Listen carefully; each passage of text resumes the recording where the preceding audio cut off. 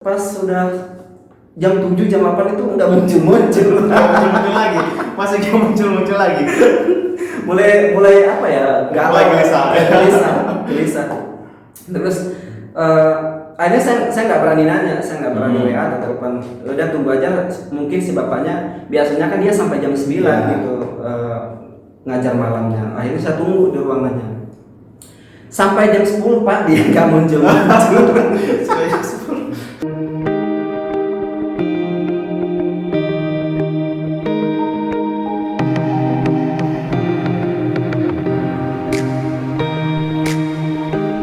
Silahkan di-subscribe terlebih dahulu.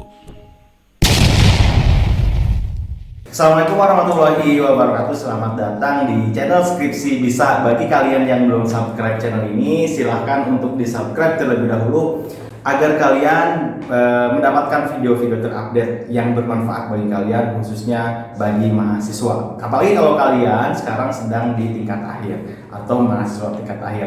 Nah, di video kali ini saya akan memperkenalkan seseorang yang memang ganteng lah ya.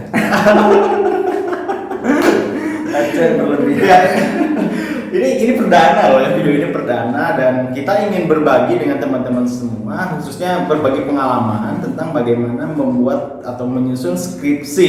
Nah, di sini sudah ada orang yang sangat berpengalaman, dijamin berpengalaman. Minimal ada pengalamannya ya. Pasti ada.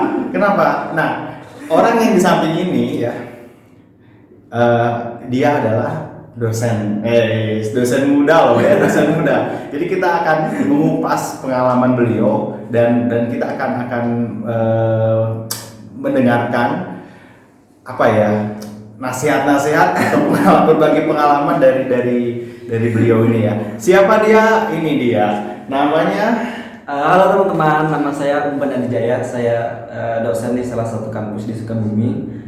Saya kebetulan ngajar di manajemen ya, di prodi manajemen. Tuh ya, dosen loh, masih muda dosen. Saya sudah 3 tahun lah Pak. 3 tahun? Iya, 3 tahun. Sekarang umur berapa? Mau ke 29. Nih, cowok, cewek nih, 29, udah ngajar 3 tahun, berarti umur 27 sudah jadi dosen. Oh, S2 dong ya? 26. Oh, 26 S2 berarti ya? Iya. Saya lulus 2016 sudah S2, dan ini masih muda. Kalau jomblo atau tidak tahu ya. Yang jelas kalau kalian ingin ngepoin Instagram atau YouTube-nya, saya kasih tahu di sini ya, di bawah. Cek aja, kepoin aja ya. Dan di-subscribe YouTube-nya jangan lupa, karena di sana ada video-video yang bermanfaat juga yang berhubungan dengan perkuliahan ya, banyak sekali ya. Jadi silahkan di-subscribe. Namanya Bapak Umpan Adijaya. Sebetulnya muda-muda kayak gini tuh kayak gimana disebut bapak itu ya. Tapi karena memang beliau dosen ya, kita sebut bapak aja lah. Tapi ya, kadang kalau kita ngajar yang kelas eksekutif ya, kadang yang seumuran mungkin bapak itu kadang awal-awal sih risih ya. Iya. Ngerasa belum pantas gitu. Ngerasa muda gitu ya. Tapi meskipun muda ini ilmunya itu sudah dalam loh ya. Kita akan kupas lah ya. Nah, ini nih muncul di channel Skripsi Bisa, saya sajikan khusus dan spesial buat kalian semua, dan kita akan belajar banyak dari Pak Umban ini ya. Nah, Pak Umban aja di manajemen ya, Pak Umban ya? Ya. Dulu S1-nya apa? Saya bahasa Indonesia, S2-nya manajemen. S1 bahasa Indonesia, ya. S2 manajemen. Berarti S1-nya SPD. Ya. Oke, SPD. Sarjana pendidikan. S2-nya manajemen. Berarti sudah berpengalaman tuh menyusun karya tulis ilmiah, skripsi, tesis. Jadi gak salah lah saya datangkan beliau ini. Oke ya. Ini kan sebagian besar subscriber saya itu mungkin sedang menempuh tingkat akhir ya, sedang menyusun skripsi, dan gak sedikit juga yang merasa kesulitan atau motivasi kurang ya. Nanti Pak Umban ini bisa berbagi dengan kalian. Nah, Pak Umban, gimana ya, apa sih skripsi itu Pak? Menurut pandangan Bapak itu Untuk mahasiswa ya. Iya. Saya pikir kalau untuk skripsi sendiri Pak, pentingnya untuk mahasiswa karena di situ kan mereka belajar tentang memahami ataupun menganalisis sesuatu yang terjadi di sekitar mereka lah gitu kan. Selain itu juga kan skripsi itu kan penting untuk kampus juga untuk menilai kemampuan mahasiswanya gitu. Jadi sebagai tolak ukur juga gitu gimana kemampuan mahasiswanya. Gitu Itu sih, ya. Pak, kalau pandangan saya. Jadi kan mau nggak mau mereka saat menempuh gelar sarjana, Ya. saat akan meraih gelar sarjana, mereka harus menempuh dulu skripsi ya. Skripsi meskipun saya dengar juga ada ya yang lulus tanpa jalur skripsi pun Iya, ada ya. Tapi itu kan Pak nggak semudah bikin skripsi juga gitu. Iya, karena bobotnya sama aja gitu ya, bobotnya sama aja, cuman jalurnya yang berbeda. Oke, kita akan fokus ke skripsi ya, mudah-mudahan ini bisa bermanfaat. Nah, Pak Umban nih, sesusah apa sih skripsi kalau menurut Pak Umban sendiri saat menempuh sarjana? Ya. Gimana sih yang dialami Pak Umban? Sebenarnya kalau menurut saya ya pengalaman pribadi skripsi itu bisa dibilang susah-susah gampang. Susah-susah Iya. gampang. Bukan gampang susah. Susah-susah Susah-susah gampang. gampang. Karena saya pikir kita itu dalam menulis karya tulis ilmiah terutama skripsi ya, sebenarnya bukan masalah kita pintar atau enggak ya, tapi segimana kita sering untuk melakukan bimbingan terhadap dosen, terutama ketika kita banyak perbaikan ataupun banyak salahnya. Ya intinya sih harus sering banyak bimbingan kepada dosen sih. Oke, berarti sering bimbingan ke dosen Iya, ya. iya, itu Kuncinya itu utama, ya. iya. Konsisten ya. Iya. Konsisten menghubungi dosen Pembimbing. Nah, itu kuncinya.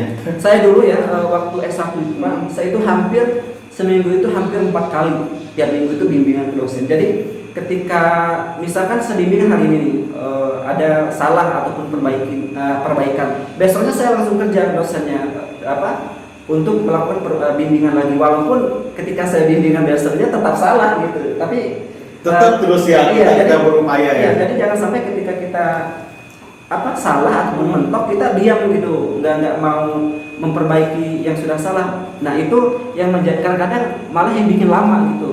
Gitu ya. Iya. Nah, apa yang membuat Pak Umban sendiri ngejar-ngejar terus dosen? Apakah ada satu goals tertentu atau memang pasti malas dong? Iya. Ada gak rasa malas itu? Ada. Nah, apa sih yang membuat Pak Umban tuh memaksakan untuk terus Iya, yang pertama kenapa pengen cepat beres? Yang pertama biar nggak terlalu banyak pikiran ya. Karena karena itu beban Bapak ketika misal kita lihat teman udah beres misalnya kita masih belum. Iya, masih di tempat yang sama gitu. Di bangku misalkan kita kan kalau saya sendiri ngerasa malu gitu. Masa sih teman saya bisa saya enggak gitu. Jadi memaksakan terus Iya, terus punya dosen ya. Ya intinya pengen cepat lulus sih biar cepat lulus. Benar. Oke ya, intinya berarti konsisten, jaga komunikasi dengan dosen pembimbing. Ya walaupun ya Pak, kadang kan dosennya kurang mungkin sibuk ya dosen, kadang kita dicuekin atau kita WA nelpon kadang nggak diangkat, tapi ya itu kan bagian dari tantangan kita sebenarnya. Oke, sekarang suka dukanya nih saat mengejar dosen bimbingan. Suka dukanya gimana sih? Pernah gak mengalami sesuatu hal yang dongkol banget gitu loh? Pernah sih. Oh, pernah ya? Sebenarnya gimana ya? Mungkin jalannya memang begitu. Jalannya memang begitu. Masing-masing punya jalan ya. Ceritanya masing-masing. Nah, kalau saya waktu bimbingan dulu itu ya, ini waktu tesis ya Pak ya? Waktu tesis S1 sama aja lah ya. Sama-sama bimbingan. Sama-sama bimbingan. Yang jelas suka duka saat bimbingan tuh bagaimana Ya. Pak? Jadi saya itu pernah janjian sama dosen itu di kampus. Dia janjiannya jam 2 siang. Jadi otomatis saya sebelum jam 2 harus tunggu dong di ruangannya dia gitu.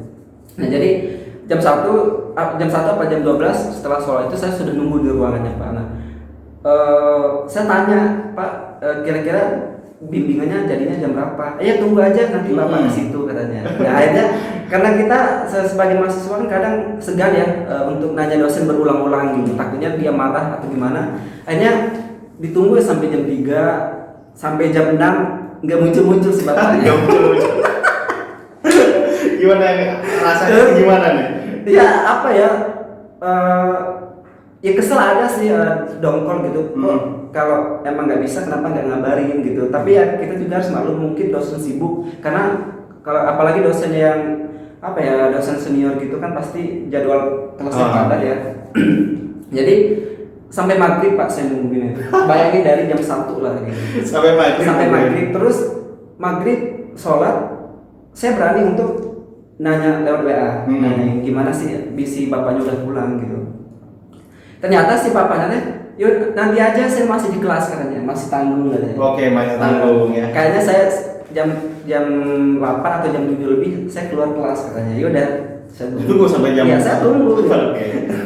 Perjuangan ya. Iya, terus pas sudah jam 7 jam 8 itu nggak muncul lagi. Masih muncul lagi. mulai apa ya, galau, gelisah. Terus akhirnya saya nggak berani nanya, saya nggak berani WA atau telepon. Udah tunggu aja, mungkin si bapaknya biasanya kan dia sampai jam 9 gitu ngajar malamnya. Akhirnya saya tunggu di ruangannya sampai jam 10 Pak, dia nggak muncul. Nggak muncul ya, dosen pembimbing saya. Akhirnya saya telepon gitu. Enggak saya telepon gitu. Tapi ada satpam gitu ke ruangan. Dia nanya, ada yang mau nungguin siapa katanya. Oke. Saya kasih tahu lah, saya mau bimbingan, mau ketemu bapak ini ya. Sekarang udah pada pulang deh katanya. Udah pulang ya? Iya, kelas semua udah pada bubar karena jam 9 itu perkuliahan beres. Iya. Akhirnya kalau bapak kalau ada yang mau nunggu ya silakan katanya. Berarti lampu ruangan nggak bisa matiin gitu. Akhirnya di situ saya mikir kayaknya bapaknya emang udah pulang. Akhirnya saya telepon gitu. Di telepon nggak diangkat, tapi saya WA dibalasnya. Oh maaf katanya, sebenarnya bapak itu udah beres jam 7 lebih katanya. Lupa kayak ngajarnya, terus bapak langsung sholat langsung pulang katanya gitu. Berarti dia lupa ya. Oke, itu pengalaman. Tapi itu dinikmati kan proses itu kan? Dia dinikmati nggak dinikmati sih Pak. tidak membuat itu menjadi down. Enggak sih, enggak ya, tetap kepada tujuan. Nah, kebetulan malam itu Pak, saya itu memang sudah ada gejala tipes. Sebenarnya malam itu udah nggak enak badan, meriang, panas ya. Tapi saya paksakan untuk nunggu bapaknya karena kita sudah janjian. Nah akhirnya setelah terakhir malam itu nggak jadi bimbingan, akhirnya saya sakit Pak, kena tipes seminggu. Saking gelisahnya langsung tipes. Karena memang sudah punya gejala sakit tipes gitu. Nah akhirnya sakit seminggu, masuk rumah sakit. Akhirnya saya nggak bimbingan selama sebulan. Oh karena sakit ya? Karena kondisi khususnya yang lama sih Pak. Karena kan lemas, pusing. Akhirnya seminggu saya nggak sebulan sampai proses keluar saya nggak bimbingan. Nah, berapa lama pengerjaan skripsi dari mulai pengenalan metode penelitian sampai menyelesaikan itu berapa lama Pak? Saya sekitar bulan 4 bulan 5 saya masukin proposal. Setelah ujian proposal kan kayak seminar proposal. Ya seminar proposal saya langsung lanjut dapat dua pembimbing ya, pembimbing 1 dan 2. Saya lebih kurang dari bulan mulai benar-benar fix bimbingan ya bulan 6 sampai bulan 11 akhir. Oh, berarti 1 semester ya, pas ya, 1 semester.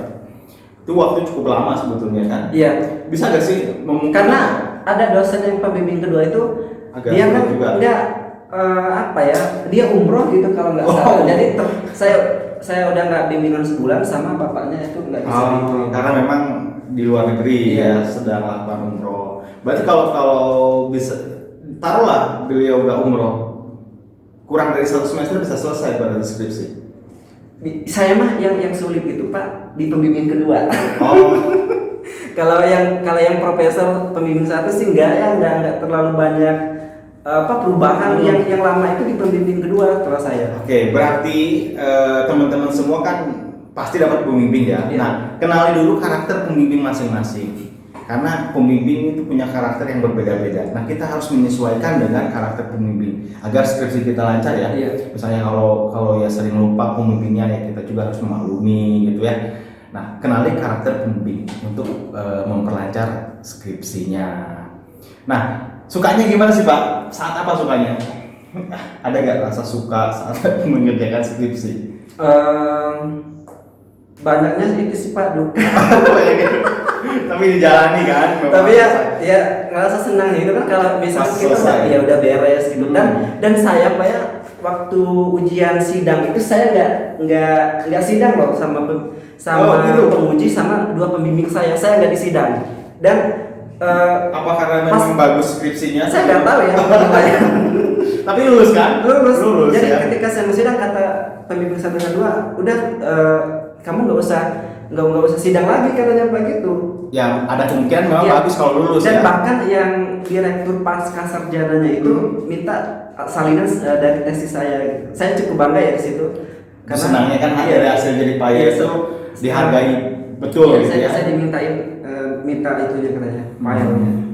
Terus saya cukup senang juga kalau saya ketika tesis itu yang tesis 2 saya itu dipublikasikan di repositori kampus Pak. Okay. Sedangkan kalau saya tanya teman-teman yang lain nggak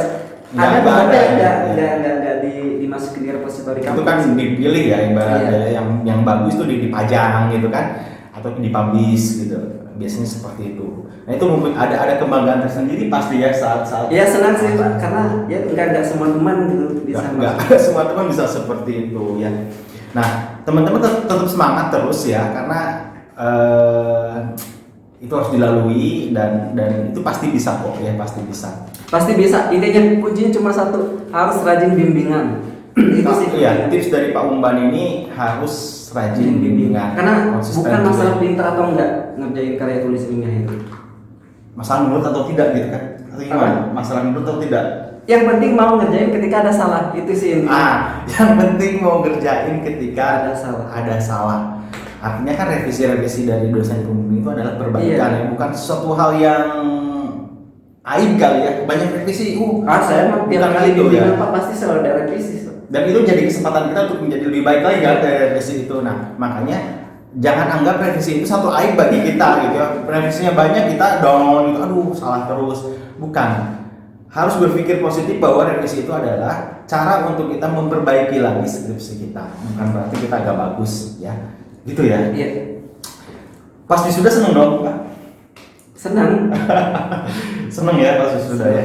Ya akhirnya kan ya wisuda itu kan sebenarnya cuma apa sih Pak? Seremonial. Yang lebih penting itu kan sebenarnya pengalaman kita sih selama proses itu. Nah, jadi akan lebih terasa ya bangganya saat lulus lalu wisuda bisa membahagiakan orang-orang sekitar, gitu kan Pak? Jangan lupa di subscribe channelnya Umban Adijaya. Saya akan taruh link YouTube-nya di bawahnya. Itu akan banyak sekali video-video yang bermanfaat. Bahkan ada yang video entertain juga loh di sana ya. Ya YouTube saya Umban Adijaya namanya. Oke ya. Nah Pak Umban terakhir aja deh. Ya. Buat dong satu kalimat motivasi bagi teman-teman yang menonton video ini. Apa ya? Agar semangat mengerjakan skripsi gitu. Motivasi dari saya ya intinya harus mau untuk melakukan perbaikan ketika kita ada perbaikan dari dosen yang bersangkutan. Itu sih motivasi yang saya berikan. Kalian harus punya tujuan gitu, harus punya target. Kira-kira kapan saya akan beresnya? Ada deadline ya target ya. Ya intinya kita harus punya goalsnya. Ada goalsnya. Iya tujuannya apa? Itu aja mungkin ya cukup Pak Umban ya. Terima kasih nih udah mampir di channel saya Skripsi Bisa. Jangan lupa subscribe channel Skripsi Bisa dan channelnya Umban Adijaya. Mudah-mudahan ini bermanfaat. Assalamualaikum warahmatullahi wabarakatuh.